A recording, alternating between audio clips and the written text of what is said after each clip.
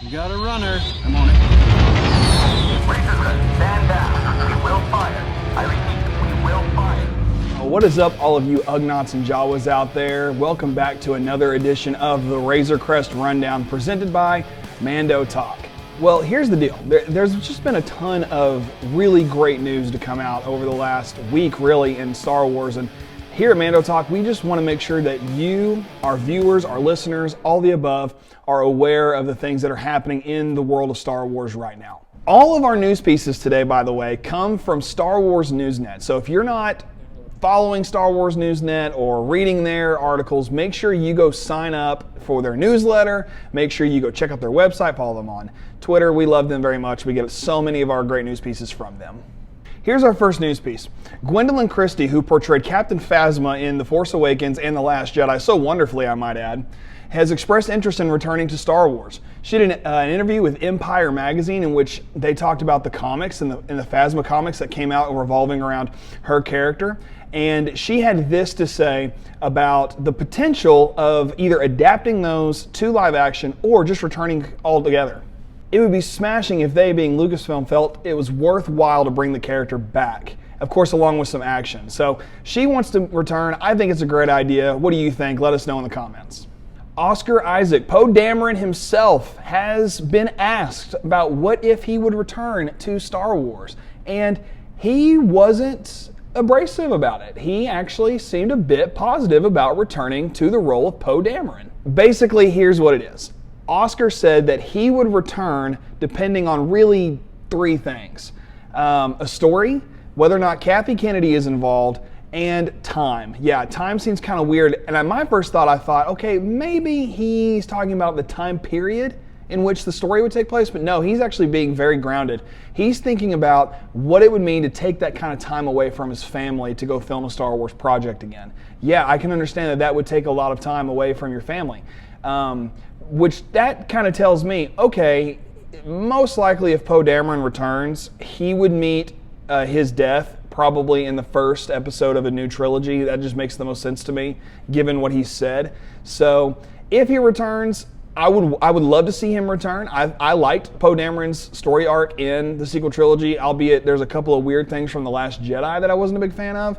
But even then, I still loved what he did and how he went from just the X-Wing pilot really all the way up to the general of the rebellion, or the resistance rather. So I loved watching that take place. I would love to see Oscar return to Star Wars. And on top of that, he's got a busy schedule with Marvel. So there's a really good chance that they could slip in, a little bit of time for him to go film Star Wars if that were the case.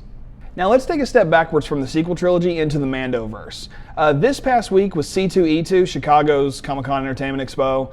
Big deal, thing. A lot of celebrities, a lot of really fun nerd stuff there, a lot of Geekverse stuff, I should say. Well, with that being the case, Rosario Dawson was there, and she was asked about Ahsoka. Naturally, anybody involved with Star Wars is going to be asked about that project. Okay, it's just how it works. But Rosario Dawson was asked about it, and she said that Dave Filoni has seen a rough cut of the first episode, and she said that Dave had, quote, a religious experience watching that first cut. So something really interesting about that to me, and I think it'd be interesting for all of us to consider and take a note of that.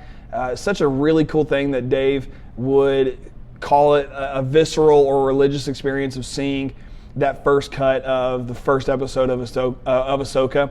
And to me, you can take that meaning, religious experience, however you want. To me, I look at it as Dave has put so much time and effort into this character during his career at Lucasfilm that it must be really, really awesome to see a character you poured so much of yourself into and so much time into to come to a life and on screen in a different way than what we've seen before. And not to mention, so many people's efforts to make this story happen are coming into play. When you take into consideration, there's a lot of people that it takes to make a project like this. So I think that the heart and soul of Dave Filoni is in this, and I think that's what we really need to take away from Rosario's comments. And not to mention, I know she's stoked out of her mind to be playing this character. And keeping things in the Mandoverse, Giancarlo Esposito is at it again, hyping up The Mandalorian Season 3. This is a very quick news piece. He's just out there talking it up, but this is what he had to say, I believe also at C2E2. He said the next season is going to be, quote, off the chain. We already knew that, I think, but it's really cool to hear one of the actors in the series say, hey, you are going to be blown away by this series. And judging by the leaked trailer reaction that Caleb and I did, discussion on our last podcast episode, having seen the leaked trailer, it's pretty legit. So go check that out if you're interested in that. But I think that this is going to be the best season of Star Wars TV storytelling to date, season 3 of Mandalorian. So I'm looking forward to it, and if Giancarlo's saying it's off the chain, I bet it really is off the chain. Now, here's what's really cool to think about. We have something very, very big happening very soon in the Disney world, I guess, so to speak. D23 is coming up in the beginning of September. That usually means that we get all kinds of new Disney announcements, from Disney Plus series to new movies, all kinds of things. But in the realm of Star Wars, let's be real grounded here for a second.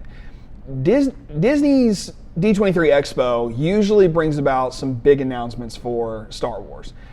Since Celebration happened, we haven't really heard a whole lot about upcoming projects, and I think that's by design. We know that there were trailers for Tales of the Jedi released, Mandalorian Season 3, even a couple of Ahsoka teases, and we had those announcements with like Skeleton Crew and other things like that. I really think that this year's D23 Expo, we're going to see some new trailers. I really think that we're going to see some trailers for some upcoming Star Wars projects to premiere at D23, and then shortly following the Expo, or the initial reaction from the people at the Expo, those trailers are going to be released for the public. And I really fully expect to see a Mando and a Tales of the Jedi trailer very, very soon, within the next month or so. So be looking out for D23. Not to mention, there's other things that they may announce. They may be announcing updates on series that we haven't heard any updates on in quite a while. They may have developed a few new series, or maybe, heck, I'm wishful thinking here. Maybe we get a movie announcement. Maybe we finally get some news about a new trilogy, or maybe the cast of the sequel trilogy or something returns. I don't know. I think that specific thing may take a while to get there, but all that to say, we may get something really awesome at D23. So September 8th, don't miss out on that weekend. You want to make sure that you are honing in and taking into consideration the things that Disney is about to announce. Our final news piece is that Ewan McGregor has expressed interest in doing a second season of Obi-Wan Kenobi. Now, some of you, I know the majority probably expect that and want that. I'm not in that majority. I expect it, but I don't want it. This is a quick little opinion thing for me. I don't want to see a second season of Obi-Wan unless it's just like that good. But I don't think we need to touch the character much more. I think he needs to just stay there, live the next 9 years out on Tatooine, and then boom, go to A New Hope. You don't think we need to fill that gap completely. However, having said that, since Ewan has said that he wants to do a second season and that nobody has approached him yet, the chances of that happening, I think, are very, very real. And if a second season of Obi-Wan comes about, that would be fantastic. I will definitely get up every morning and watch it. I will hopefully enjoy what they put on screen. I enjoyed very much the Obi-Wan Kenobi series as a whole. And if a second season happens, great. That's fun. I'm always down for more Star Wars, but I don't think it needs to happen. But having said all of that, hey, you give me Obi-Wan, I'll show up and I will watch. I love Obi-Wan Kenobi.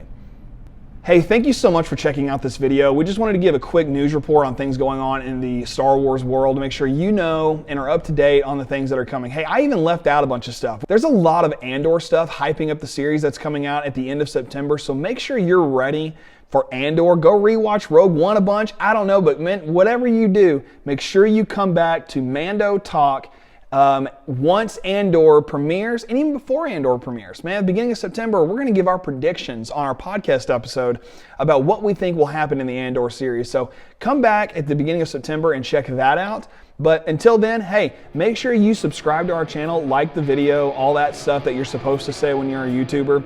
And make sure you check out our latest podcast episode, again, available on all of your favorite platforms where you may be listening to podcasts. I personally prefer Spotify. I like Spotify. They're awesome. But with that being said, hey, thank you guys again so much for watching this video, and we have spoken.